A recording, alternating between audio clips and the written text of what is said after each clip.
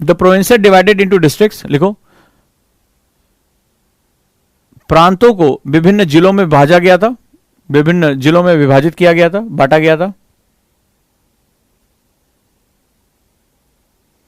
मधुर ने जैसे लिखा अशोक का गवर्नर ऑफ अवंती, अवंती का गवर्नर था ये। तो बेसिकली एक्चुअली क्या होता था, ये ट्रेनिंग के लिए भेजे जाते थे कि चले जाओ, यहां पर ट्रेनिंग भी होती थी, युद्ध छोटे छोटे करते रहते थे, प्रांतों की रखवाली करते थे घर से दूर रह के, तो उनको वो बेसिकली ट्रेनिंग हुआ करती थी। राजा अपने पुत्रों को ट्रेनिंग के लिए भेज दिया करते थे। नेक्स्ट वन, तो प्रोविंसेस को डिस्ट्रिक्ट यानी जिलों में बांटा गया, और इन जिलों को जनपद कहा गया। जनपद बताया था, जन का मतलब लोग, पद का मतलब चलना, जहां से लोग अपना कार्य कर रहे हैं, व्यवसाय कर रहे हैं, रह रहे हैं, तो जनपद हो गया। ठीक है, पद मीन्स पैर, चलना, जन मतलब लोग, पीपल। तो इन डिस्ट्रिक्ट को जनपद कहा गया। यही जिले जो हैं, आज हमारे जो जिले हैं वो हमारे उस समय जनपद हुआ करते थे। अभी भी देखो आप उत्तर प्रदेश में तमाम जनपद लिखा जाता है, जनपद फलाना, जनपद जौनपुर, ठीक है, डिस्ट्रिक्ट। तो ये प्राचीन समय से ही हमारी परंपराएं चली आ रही हैं। देखो, district was govern by 3 officials, district was govern by 3 officials. जिले का प्रशासन 3 अधिकारियों के हाथ में था।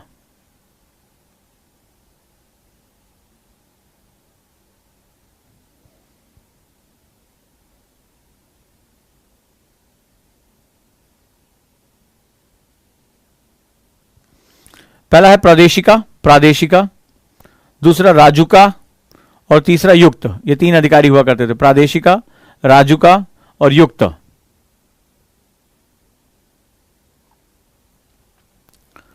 राइट, प्रादेशिका, राजुका और युक्त। अच्छा, नोट्स लिखने में कोई दिक्कत तो नहीं हो रही है? 1-2 लोगों का कमेंट आया था कि हिंदी में कराएं इसमें, ये किसी हिंदी या इंग्लिश वाले को कोई दिक्कत तो नहीं हो रही है? मैं जानना चाह रहा हूं। जितना शॉर्ट से शॉर्ट में कर सकता हूं उतना शॉर्ट से शॉर्ट किया मैंने, ताकि एक बार में आपको पूरी चीज समझ में आ जाए।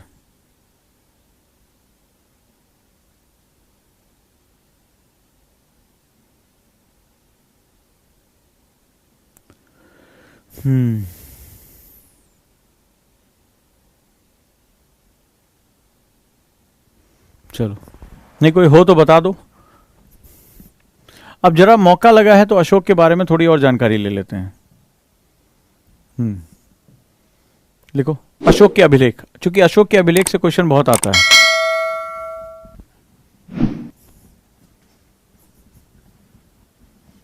तो इंस्क्राइब जो इसने हमने इंस्क्राइब्स किए थे यहां पे अशोका के, लिखो अशोकास।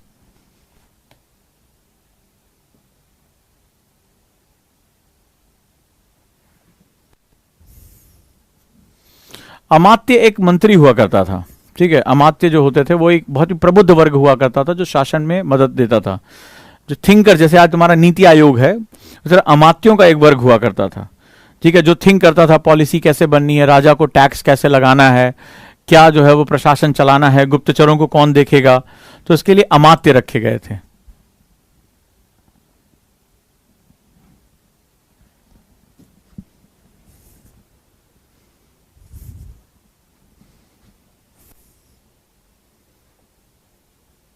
चलो अशोक के अभिलेखों के बारे में, स्क्रिबलिंग्स ऑफ अशोका लिख लो। सबसे ज्यादा नाम अशोक शब्द कहां प्रयोग हुआ, लिखो अशोक में, अशोक की जगह सबसे ज्यादा नाम जो इस्तेमाल हुआ है प्रियदर्शी, लिखो mostly used, like mostly used. Ashok की जगह प्रियदर्शी नाम सबसे ज्यादा यूज हुआ है, एग्जाम में आया हुआ है, सारे क्वेश्चन आए हुए एग्जाम में। प्रीवियस ईयर पेपर आज उठाओगे, मैंने अशोक से संबंधित जितनी महत्वपूर्ण जानकारियां सब एक जगह डाल दी हैं, ठीक है। चलो दूसरा लिखो अशोक। अशोक नाम 2 जगह इस्तेमाल हुआ है, एक मास्की में, मास्की यानी आंध्र प्रदेश, कल मैप दिखाया था, मास्की में in Andhra Pradesh. Priyadarshi mostly use name in Ashoka scribblings and Ashoka in Maski and Gurjara, Gurjara अभिलेख में लिखा गया, गुर्जरा में, गुर्जरा एमपी में है, मध्य प्रदेश। एक तीसरा नाम भी यूज किया गया, देवनाम प्रिय। देवनाम प्रिय निठार और उद्गोलम, ये 2 जगह जहां पर उसके जो है पत्थर के स्क्रिबलिंग्स मिली हैं, उसकी राइटिंग्स मिली हैं, तो वहां पर जो हमने इस्तेमाल किया है दैट इज देवनाम प्रिय, निठार में और उद्गोलम में। हाँ, पहले मैं पढ़ा चुका हूँ शुरुआती दौर में, लेकिन कई बच्चों ने उस समय, चूंकि क्या था, मैंने यूट्यूब पे क्लास ली थी इसकी, तो चूंकि कई लोग होते हैं कि भैया ये तो यूट्यूब पे ले रहे हैं तो इसका मतलब ये प्रमोशन कर रहे होंगे अपने उसका। हालांकि मैं बड़ा गंभीर रहता हूँ पढ़ाते समय, ठीक है, तो उनको लगता है कि भाई प्रमोशन कर रहे हैं तो भैया इसमें जो है जुड़ने की जरूरत नहीं, इसलिए दोबारा लिख लो। और अगर आज प्रीवियस ईयर पेपर लगाओगे, अशोक से संबंधित तुम्हारे मैक्सिमम क्वेश्चन इसी में हो जाएंगे, ठीक है, बाहर जाके कुछ नहीं पढ़ना पड़ेगा तुम्हें। चलो नेक्स्ट, अशोक की जो स्क्रिबलिंग्स थी उसका विषय यानी कि उसके अभिलेखों का विषय क्या था? सब्जेक्ट लिखो, subject of scribbling mostly administrative, प्रशासनिक, ज्यादातर प्रशासनिक, mostly administrative. Economic subject found in Rummindei, Rummindei का जो अभिलेख था, रुम्मनदेई की स्क्रिबलिंग थी, वो उसमें जो है वो केवल इकोनॉमिक सब्जेक्ट पाया गया, अदरवाइज एडमिनिस्ट्रेशन कैसे चलाना है यही इसका मेन सब्जेक्ट था। ये भी क्वेश्चन आया हुआ है। ज्यादातर प्रशासनिक, केवल रुम्मनदेई में आर्थिक विषय पाए गए। Economic subject found in Rummindei scribbling. Done.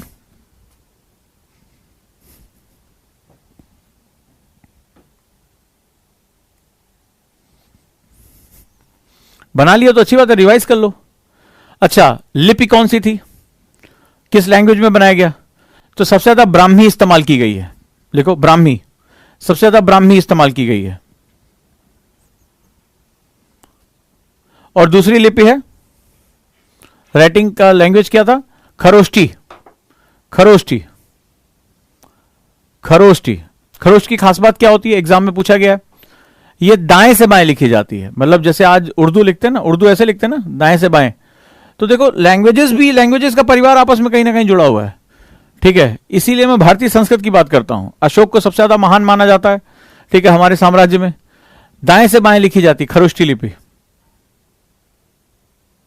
कहां हमें देखने को मिली, कहां पर इस तरह के हमें स्क्रिबलिंग्स मिले? शाहबाजगढ़ी तथा मानसेहरा में, शाहबाजगढ़ी और मानसेहरा में इस तरह के खरोष्टी लिपि के हमें अभिलेख मिले, खरोष्टी लिपि के अभिलेख मिले। अच्छा, अशोक ने जो पत्थरों पर, ये भी देखो क्वेश्चन कहां कहां से पूछ लेते हैं, ठीक है, ये मैंने सारे क्वेश्चन से निकाले हुए हैं।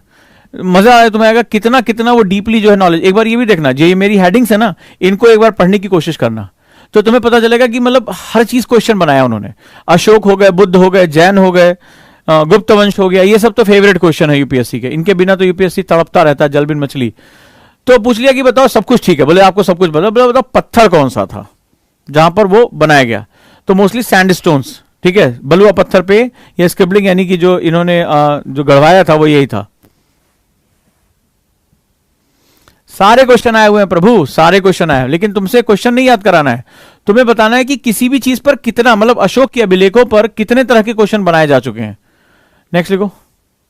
अच्छा, पूछ लिया कि अशोक के अभिलेख की खोज किसने की? मैंने तुम्हें पहले बताया था, ये हिंदुस्तानी बाद में खोज पर, पहले आए अंग्रेज, हमारा खोद के चले गए, और जो हमें खोजे अपने यहां लेकर चले गए, वहां से पढ़कर हमें बता देखो तुम्हारा इतिहास ऐसा रहा है। तुम ऐसे बोला, हाँ प्रभु हाँ तुम सही कह रहे हो, हमारा इतिहास ऐसे ही था, हम तो ही है बकलोल, बेकार आदमी है। तो उन्होंने हमें ऐसे ही पढ़ाया हिस्ट्री हमारी, ठीक है, हिस्ट्री हमें ऐसे ही हमारी पढ़ाई गई है। इसीलिए हम भारतीय, सिर्फ नागरिकता के आधार पर भारतीय हैं, बहुत ज्यादा हमारी सोच भारतीय नहीं है।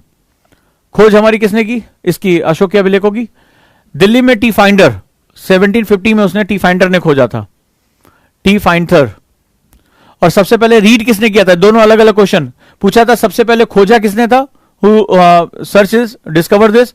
टी फाइंडर, वो 1750 में। सबसे पहले पढ़ा किसने था, इस लिपि को पढ़ा किसने? अच्छा देखो, हमारा अभिलेख हमें नहीं पढ़ना आता था, ठीक है, हम सबसे पहले किसने पढ़ा? जेम्स प्रिंसेप ने, जेम्स प्रिंसेप ने सबसे पहले पढ़ा।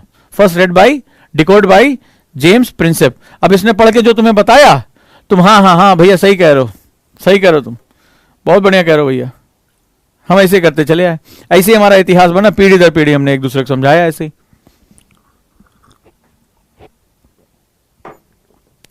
सबसे टफ क्वेश्चन ये था, इसका वास्तु, राइट।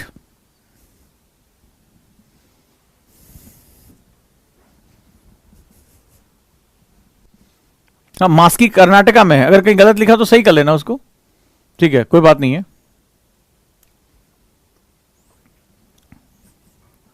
वास्तु के बारे में लिख लो, यानी कि जैसे हम आज भी अपना सिंबल यूज करते हैं, ठीक है, अशोक स्तंभ के रूप में, और अगर हम भारत के जो है सिंबल में भी यूज करते हैं, तो आपने देखा होगा शेर बना हुआ है, शेर के नीचे जो है चक्र बना हुआ है, चक्र के दोनों तरफ जो है वो जानवर बने हुए हैं, उसके नीचे उल्टा कमल रखा हो चबूतरे पर। तो तुमने कभी भी जो है अशोक स्तंभ के रूप में जब हमारे भारत का प्रतीक चिन्ह देखा होगा, जब आप आईएएस बनोगे तो आपकी मेज पे मिलेगा आपको रखने के लिए। तो ध्यान से वो कैसे बना हुआ उसका हम जो आर्किटेक्चर देखते हैं।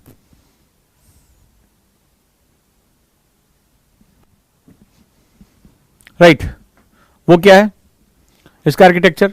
इसमें स्क्वायर जो है वो बेस है, चौकोर चबूतरा है, जो प्लेटफॉर्म है वो स्क्वायरिश है।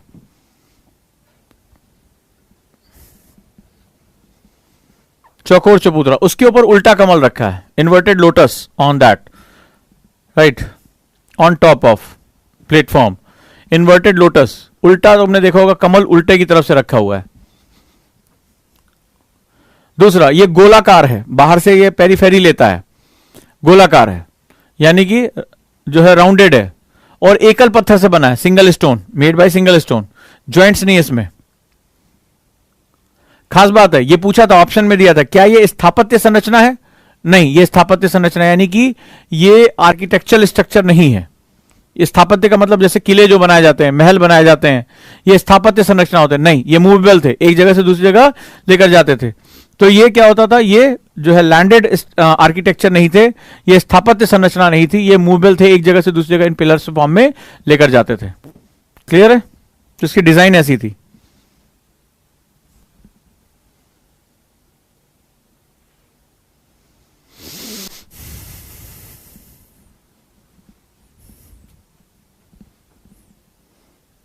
तो ये अशोक के बारे में बेसिक जानकारी, अगर प्री का क्वेश्चन लगाओगे तो मैं काफी कुछ मिल जाएगा।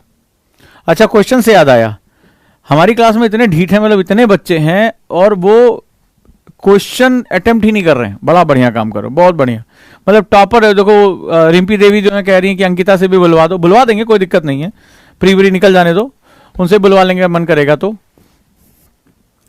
भैया उसमें ऐसा होता है कि वो अभी 2 टॉपर चिल्ला गए, अभी 2-4 और चिल्ला लेंगे कि भाई दे दो, मतलब प्री क्वेश्चन अटेम्प्ट किया करो। 499 में टेस्ट रखा है, बोलो कि नहीं करना है तो हमें बता दो, हम फीस तो बढ़ाएं कम से कम, तुम्हारे चक्कर में हम लटके हुए हैं। अभी कल को बढ़ा देंगे, धाए धाए फोन आने शुरू हो जाएंगे, तो हम उसमें और परेशान हो जाएंगे। तो नहीं, उसको ज्वाइन करना बता दो, सर नहीं ज्वाइन करना, खत्म हो गई बात।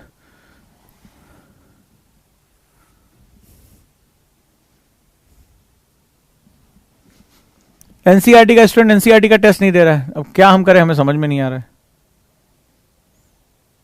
चलो, अब चूंकि मैंने कहा था कि भारत में जो है हम जैसे इतिहास में हमें पढ़ाने का जो तरीका होता है वो बेसिकली हम ये देखते हैं, राजवंशों के बारे में पढ़ लेते हैं, युद्धों के बारे में पढ़ लेते हैं, वॉर्स के बारे में पढ़ लेते हैं, डेट्स याद कर लेते हैं, हमें लगता है कि यही इतिहास है। ठीक है, कुछ महत्वपूर्ण घटनाएं, क्रॉनिकोलॉजिकल स्टडीज हम इनकी कर लेते हैं, तो हमें लगता है कि this is the history and now we can able to understand the history. But UP जो एनसीईआरटीज है वो कहता है कि try to understand the history in a holistic way. केवल राजवंश यानी डायनेस्टीज, कुछ कुल यानी कि क्लान, ये अकेले जो है वो पॉलिटिकल सिस्टम को यानी उस समय का जो देश काल है उसके बारे में सब कुछ नहीं बता सकते। ठीक है, इनका एक स्पेसिफिक कल्चर हो सकता है, इनका अपना सेगमेंट हो सकता है, बट सवाल है कि क्या जनता जो है, जो हमारी बेसिक जो हमारी पॉपुलेशन है, वो क्या बिहेव कर रही है, वो किस तरह से लेके चल रही है, क्या वो राजा के आदर्शों को अपना रही है, क्या वो राजा की चीजों को अपना रही है, नहीं अपना रही है, इसके बारे में वो कहते हैं कि इस पर हमें एक बड़ी जो है बड़ी जानकारी की आवश्यकता पड़ती है। तो चलिए लिखो, हेडिंग डालो, vital villages and thriving towns. लिखो, जीवंत गांव और उभरते कस्बे, जीवंत गांव और विकसित होते कस्बे या उभरते कस्बे।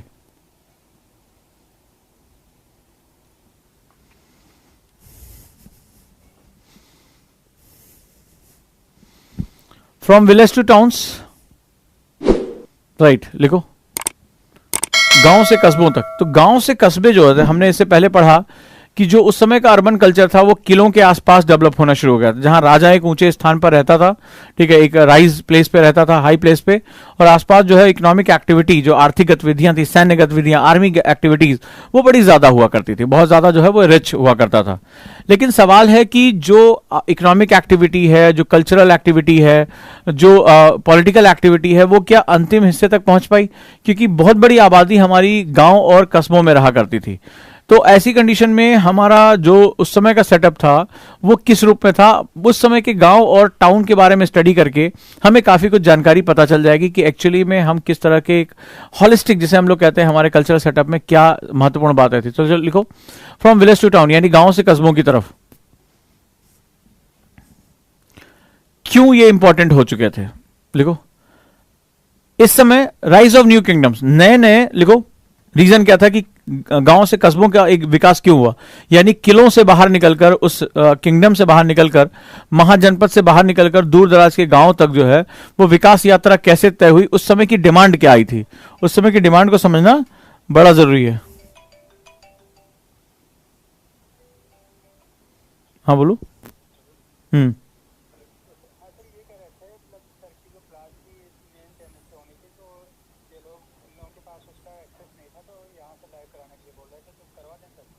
कौन से सर की?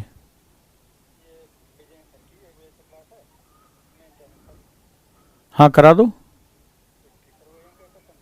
ठीक ठीक ठीक। फ्रॉम विलेज टू टाउन, लिखो राइज ऑफ न्यू किंगडम, लिखो नए नए नए नए राजधानियों का उदय हुआ, नई नई राजधानियों का उदय हुआ। तो राजधानी में उदय हुआ, जैसे हमारे शहर हैं, तो आज हमारे शहर जैसे से, आज हमारा देखा कि जब हम आज़ाद हुए तो हमारे पास इतना बड़ा अर्बन कल्चर नहीं था।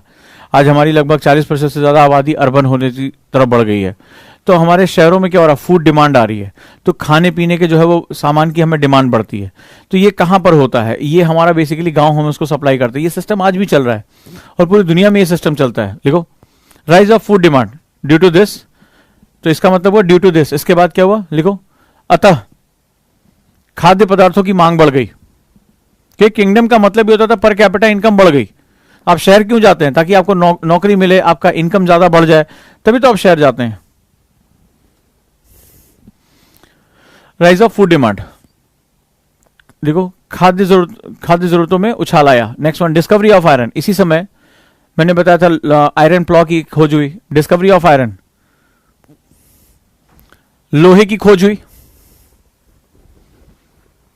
So there are more forest under agriculture. अब वनों को काट के हमने जो है वो कृषि कार्य शुरू कर दिया। आयरन से हम कुल्हाड़ी बनाने लगे, हंसियां बनाने लगे।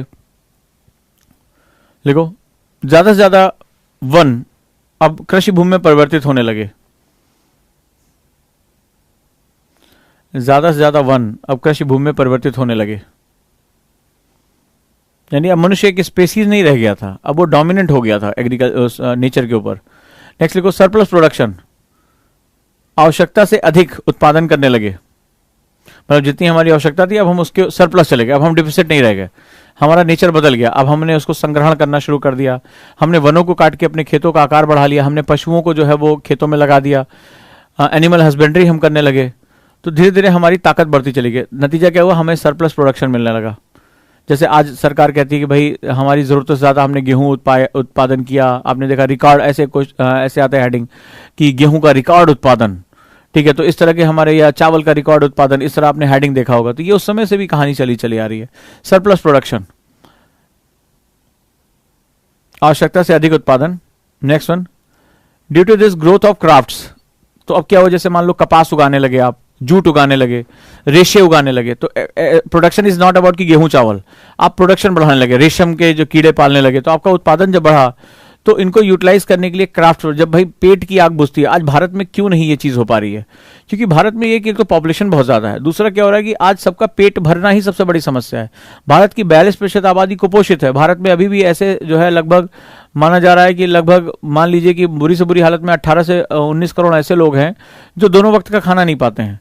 तो सवाल ये है कि जब कहते हैं ना कि भूखे पेट भजन कहाँ हुए, तो भजन वजन की बात तो तब आएगी जब पेट में जो है वो चारा चला जाएगा। तो यहां पर भी वही चीज हो रही है। तो क्या हुआ कि जब राष्ट्र में लोगों की भूख पूरी हो जाती, चाइना क्यों इतना आगे चला गया, चाइना के लोग क्यों जो है वो प्रोडक्शन में आगे चले गए, चाइना क्यों पूरी दुनिया की फैक्ट्री कन्वर्ट हो गया, जो जैसे कहते हैं कि लार्ज स्केल प्रोडक्शन वो क्यों करने लगा, ठीक है। इसको इकोनॉमी ऑफ स्केल क्यों कहते हैं। उसका सिंपल सा फंडा है कि लोगों की 1970 तक वो भुखमरी का शिकार, अकाल का शिकार थे। उन्होंने पर्याप्त प्रोडक्शन किया, बहुत अच्छे तरीके से काम किया, एग्रीकल्चर इन्हांसमेंट किया। तो जब लोगों का पेट भरने लगा, लोगों को लगा नहीं हमारा खाद्य सुरक्षा हो गई। सबसे बड़ा डर हमारे पास है कि रात में हम खाएंगे क्या। तो जब खाद्य सुरक्षा हो गई, वहां से इनकम सुरक्षा आ गई, तो लोगों ने अब इनोवेशन करना, टेक्नोलॉजी को अपनाना, स्किल एनहेंस करना, इस पर ध्यान देना शुरू किया। यही सबसे बड़ा फंडा होता है। तो वो पहले भी चलता था, आज भी चल रहा है। तो जब भारत सोने की चिड़िया में कन्वर्ट हुआ, उससे पहले कुछ और भी चीजें हुई। ठीक है, हमने एग्रीकल्चर को, पॉपुलेशन इतनी ज्यादा नहीं थी, एग्रीकल्चर को डोमिनेंस किया, सरप्लस प्रोडक्शन किया हमने। तो नतीजा क्या हुआ कि लोगों की एक आजीविका सुरक्षित होने लगी, और उधर जो है वो जो राजधानियां थी वो डिमांड करने लगी। तो डिमांड करने वाले सप्लाई करने वाले आसपास आ गए। तो ग्रोथ ऑफ क्राफ्ट्स लिखो, हस्तशिल्प, हस्तशिल्प की वृद्धि हुई। अब जब आप हस्तशिल्प बनाएंगे, कपड़े अच्छे बनाने लगे, सूती कपड़े, रेशम के कपड़े, हथियार, माला, ठीक है, ज्वेलरी, ठीक है, गांव में बनी हुई चीजों का जो है उत्पादन करने लगे। तो नतीजा क्या हुआ? इंक्रीज ट्रेड एंड कॉमर्स, और धीरे धीरे लिखो व्यापार और वाणिज्य में जबरदस्त बढ़ोतरी हुई।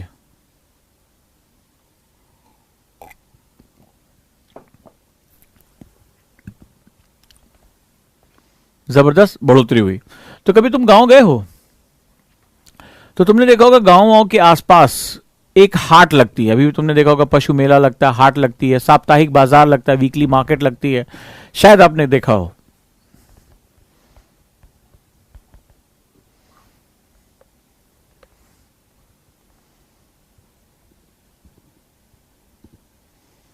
तो क्या होता है वहां पर, जैसे मान लो मैंने अपना सामान बनाया, तो जैसे हम लोग छोटे थे तो दादी हमारी जो है एक साप्ताहिक बाजार लगा करता था।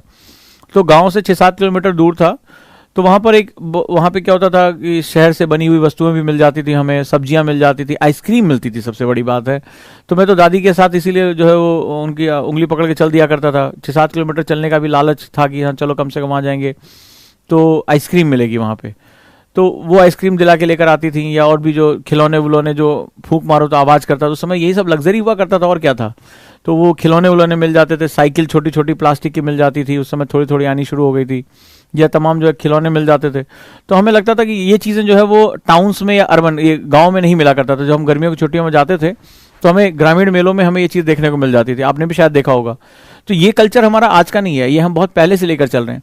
तो क्या होता था कि उस पेरीफेरी में जो एक टाउन या एक मेथड होता था, वहां पर न्यू टाउन एंड सिटीज का डेवलपमेंट लिंक करते हुए डेवलपमेंट हो जाता था, और वहां इकोनॉमिक एक्टिविटी एक आते थे। जैसे एक गांव से गया, उस जगह पर एक बीच का हिस्सा होता है। टाउन का बेसिक कॉन्सेप्ट कस्बों का था कि वो लिंक करता था। टाउन जो होते हैं, कस्बे जो होते हैं, वो शहर और गांव को लिंक करने वाले होते हैं। गांव से जो उत्पादक है, जो ट्रेड एंड कॉमर्स कर रहा है, जो उत्पादन कर रहा है, मान लो शहर के व्यक्ति को पनीर चाहिए, दूध चाहिए, उसने सुना है गांव का बड़ा शुद्ध होता है, तो आप क्या वो उस मार्केट पे गए, वहां पे वो अपना सामान ले आकर उन्होंने बेचा, बेचने वाले पहुंचे और खरीदार होने वाले। तो डिमांड सप्लाई को जो मीट करने वाला कॉन्सेप्ट था वो टाउन्स थे हमारे। तो ये बहुत पुराना हमारा कॉन्सेप्ट चल रहा है, जिसकी वजह से क्या हुआ, there is a fringing township जो है वो डेवलप होने शुरू हुआ। लिखो लिखो emergence of new towns and cities. लिखो इसके कारण नए कस्बों और शहरों का जन्म हुआ या उदय हुआ।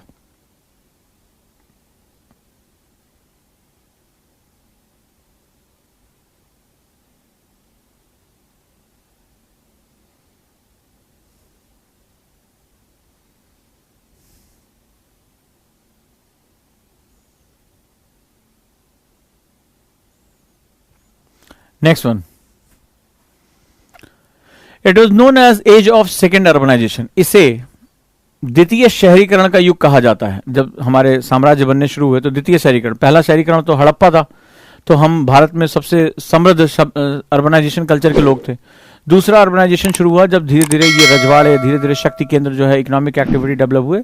It is known as the age of second urbanisation. ये इंपॉर्टेंट है ये वर्ड, ठीक है। तो उल्टा पूछा जा सकता है क्वेश्चन कि define the age of second urbanisation, ठीक है। पेपर 1 के लिए भी बड़ा इंपॉर्टेंट है कि द्वितीय शहरीकरण के युग से आपका क्या तात्पर्य है। क्वेश्चन लिखना चाहो तो लिख लो, द्वितीय शहरीकरण के युग से आपका क्या तात्पर्य है। What do you mean by the age of second urbanisation.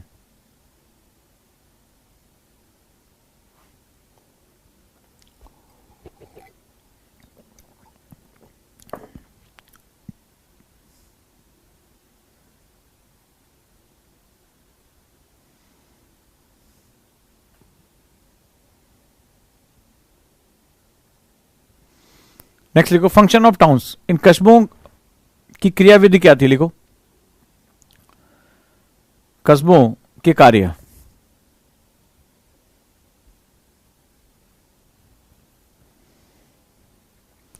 Some were religious town, अब कुछ धार्मिक थे, जैसे यहां पर कोई नदी के किनारे कोई वहां पवित्र स्थान हुआ करता था, तो सम वर रिलीजियस टाउन, कुछ धार्मिक कस्बे थे।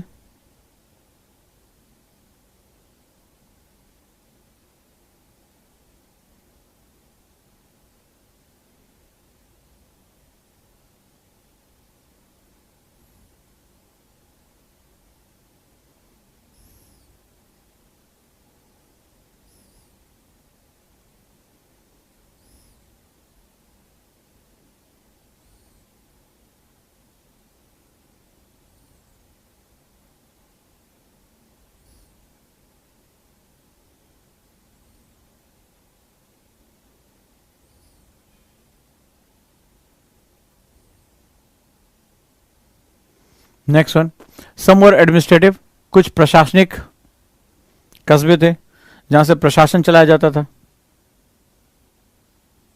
प्रशासनिक कस्बे थे। सेवरल टाउन्स वर ट्रेडिंग, कुछ व्यापारिक गतिविधियों के केंद्र थे, खासतौर पे जो कोस्टल एरिया के आसपास थे। कोस्टल यानी तटीय इलाकों में, अगर हम भारत के तटों में देखें तो वो ट्रेडिंग टाउन्स के रूप में डेवलप हुए, यानी वहां से व्यापार बड़े पैमाने पर होता है। जैसे कोलकाता में हुगली का इस इलाका हो गया, लोथल के आसपास का इलाका गुजरात में हो गया, इस तरह अन्य हिस्सों में जहां से तटीय व्यापार संभव था वहां पर ये कार्य होते थे। सेवरल टाउन्स वर ट्रेडिंग। देखो, इस समय के दो कस्बे सबसे ज्यादा प्रसिद्ध थे। उस समय के दो कस्बे सबसे ज्यादा प्रसिद्ध थे, एक मथुरा, अभी भी बहुत प्राचीन शहर के रूप में जाना जाता है, मथुरा। दूसरा अरिकामेदु।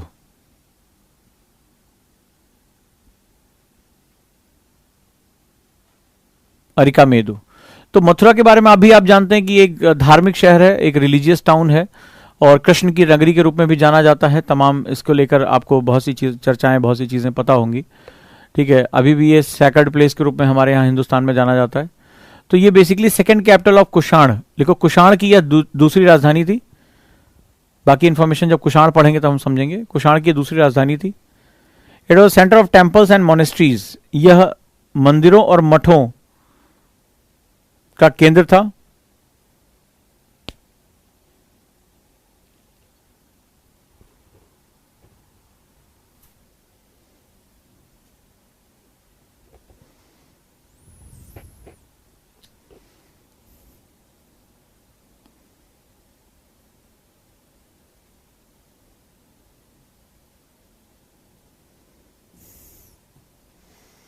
Next one, they are known for art and craft, ये अपने कला और वास्तुकला के लिए, वास्तुशिल्प के लिए जाने गए।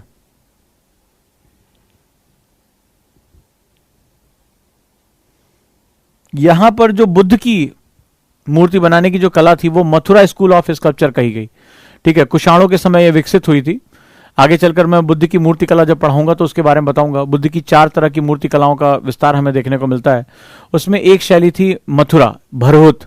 उसमें मथुरा जो है वो एक बहुत फेमस शैली थी। इसकी शैली के बारे में आगे जब हम बात करेंगे तो वहां देखेंगे। तो मथुरा स्कूल ऑफ स्कल्पचर यानी मथुरा की जो मूर्ति कला थी वो विकसित हुई यहाँ पे मथुरा की। बड़ा ही माइन्यूटली इसमें डिटेल दिया जाता था। हाँ, मैं क्लास में हूँ, अभी करता हूँ, 2 मिनट रुक जाओ, मैं क्लास में हूँ अभी। Mathura school of sculpture. Next one, Arikamedu. जैसा मैंने बताया था कि जो हमारे ट्रेडिंग टाउन्स थे वो मोस्टली कोस्टल इलाके में हुए। तो अब देखो, मैंने इसके बारे में कई बार चर्चा कर चुका हूं। कोस्टल ट्रेडिंग सेंटर, लिखो, ये तटीय व्यापारिक केंद्र के रूप में विकसित हुआ। तटीय व्यापारिक केंद्र के रूप में विकसित हुआ।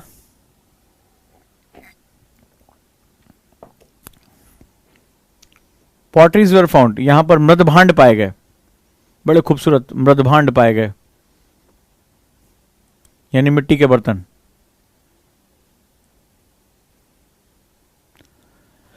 नेक्स्ट लिखो, शहरों के विषय में जानकारियां, फाइंडिंग आउट अबाउट सिटीज, शहरों के विषय में जानकारियां। अब मुझे तुम बताओ, आज तुम तालिबान में, मैं तुम्हें अफगानिस्तान भेज दूं और तुमसे कहूं कि वहां के ट्रेड, वहां की चित्रकला, नई मूर्ति कला, नई वास्तुकला, नया संगीत, इसके बारे में तुम हमें जानकारी दो। अब तुम्हें भेज दूं अफगानिस्तान, काबुल में उतार दूं, तुमसे इसके बारे में पूछूं कि बताओ चित्रकला कितनी विकसित हुई, मूर्तिकला विकसित होने का सवाल ही नहीं उठता। बानियान में मूर्ति थी बुद्ध की, वो भी उड़ा दी, बम से उड़ा दी जब सही से नहीं तोड़ पाए तो, और कई दिन तक बम लगाया उसमें।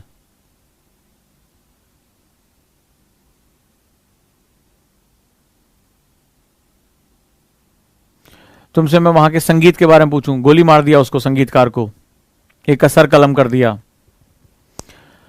तो ये क्यों पढ़ा रहा हूं, ठीक है, ये बकैती क्यों तुमसे बोल रही है कि वहां पे ये धार्मिक शहर था, वहां पर ये जो है वो फलाना शहर था, यहाँ पर ट्रेड हुआ करता था, क्या बात कर रहा है। अगर ऊपर की राजसत्ता नीचे के गांवों को पढ़ा रही है, तो नीचे का जो व्यापारिक केंद्र हो रहा है, जो आर्थिक गतिविधियां हो रही हैं, जो विलेज प्रॉस्परस हो रहे हैं, टाउन्स प्रॉस्परस हो रहे हैं, वो तभी हो सकती है जब सत्ता जो है वो लोगों के हित के लिए काम कर रही हो। सत्ता में हर पहचानों को समाहित किया जा रहा हो। भाई तालिबान भी तो एक सत्ता है, तालिबान भी एक शासन है, हमेशा शासन रहा है। मुसोलिनी भी एक शासन था, हिटलर भी एक शासन था, तो रूलिंग तो थी। पर अगर ये शरीयत को छोड़कर और किसी पहचान को एक्सेप्ट ही नहीं कर रहे हैं, उसमें भी मारामारी कर रहे हैं, तो अब ऐसी कंडीशन में क्या होगा, पहचानों का संकट खड़ा हो जाएगा। डन। तो हमारे शहर और हमारे कस्बे हमारी पहचानों, उस समय की हमारी सत्ता के बारे में जानकारी देते हैं। यही बताने की कोशिश है कि क्या उस समय की सत्ता सहिष्णु थी, असहिष्णु थी, टॉलरेंट, इनटॉलरेंट थी, लोगों के हित के लिए काम करती थी। भाई मुझे व्यापार करना है, क्या बिना सड़कों के, बिना सरायों के व्यापार हो सकता था? राजा का कर्तव्य होता था। राजा रात में जाकर पहरेदारी करके वो देखता भी था कि जो सराय में नागरिक रुक रहे हैं, व्यापारी रुक रहे हैं, उनको सही से, मतलब कारवां चलता था, उनका कारवां हुआ करता था, मतलब बैलगाड़ियों का रेला चलता था, उनकी सुरक्षा हो रही है कि रास्ते में उनको कोई लुटेरे लूट तो नहीं रहे हैं, सराय जो है वो उसमें कोई दिक्कत तो नहीं हो रही है, हत्याएं तो नहीं हो रही है रास्ते में। तो ये राजा का कर्तव्य हुआ करता था, तभी तो उसके यहाँ व्यापार आगे फलेगा फूलेगा, नहीं तो कौन जाएगा व्यापार करने जान की बाजी लगा के। नावें अच्छी हैं कि नहीं, पोर्ट्स अच्छे डेवलप हो रहे हैं कि नहीं हुए हैं, बाजार अच्छे हैं कि नहीं। और फिर सवाल है कि बाजार में खरीदोगे क्या जब नागरिकों की परचेसिंग पावर पैरिटी अच्छी नहीं होगी? तो जब क्रय शक्ति क्षमता अच्छी नहीं होगी तो बाजार में तुम खरीदोगे नहीं कुछ। समझ गए ये क्यों पढ़ा रहा हूं? ये बताता है कि शासन तंत्र कितना महत्वपूर्ण होता है। अब तुम जाओ, अभी वर्तमान में अफगानिस्तान में घुस जाओ, बोले भाई साहब वो नए किस्म का संगीत है। कल आया ना समलैंगिकों का कि हमें तालिबानी लोग छत से उठा फेंक देंगे, मार देंगे, ठीक, गला काट दे रहे हैं, सूली से लटका दे रहे हैं, चौराहों पे लाशें टंगी हुई हैं। ये दृश्य शुरू हो गए फिर से। यही होना भी था उनका, ये मेडाइवल कल्चर उनका चला, डरा डरा के शासन करना। तो बेसिकली अब आपको समझ में आ गया कि अब तुम उम्मीद करो कि अफगानिस्तान के लोग शास्त्रीय संगीत में बहुत आगे जाएंगे। तुम सोच सकते हो? कभी नहीं सोच सकते। चित्रकला बहुत प्रॉस्परस होगी, सोच के देखो जरा। वास्तुकला बहुत प्रॉस्परस होगी, नए नए स्ट्रक्चर्स बनेंगे। तुम सोचो, आराम से बैठ के सोचो, ठीक है। वहां पर नए नए व्यापारिक केंद्र होंगे, लोगों को खुलापन मिलेगा, लोगों की पसंद, जब खुलापन मिलता है तो क्या होता है, आपकी पसंद विविडिफाई होती है, उसमें जो है आप बहुत विविधता लेकर आते हैं अपनी पसंद में। तो अभी आज से कुछ दिन पहले, कुछ साल भी नहीं कहोगे, कुछ महीने पहले वहां जीन्स भी बिका करती थी, ठीक है। वहां पर म्यूजिक सिस्टम भी बिका करते थे, वहां पे लोग संगीत का सामान भी खरीदते थे, वहां वेस्टर्न म्यूजिक भी सुनते थे। अभी कुछ महीने पहले अफगानिस्तान में ऐसा होता था, कुछ महीने पहले वहां जीन्स भी बिकती थी। सुना पढ़ा होगा ना तुमने, महिलाएं बुर्का खरीद रही हैं, वहां जीन्स भी बिकती थी, वहां पर जो है वो म्यूजिक भी बिकता था, वहां संगीतकार भी थे, वहां पार्टीज भी होती थी, सब कुछ होता था वहां पे। अब जाके तुम अफगानिस्तान में करो।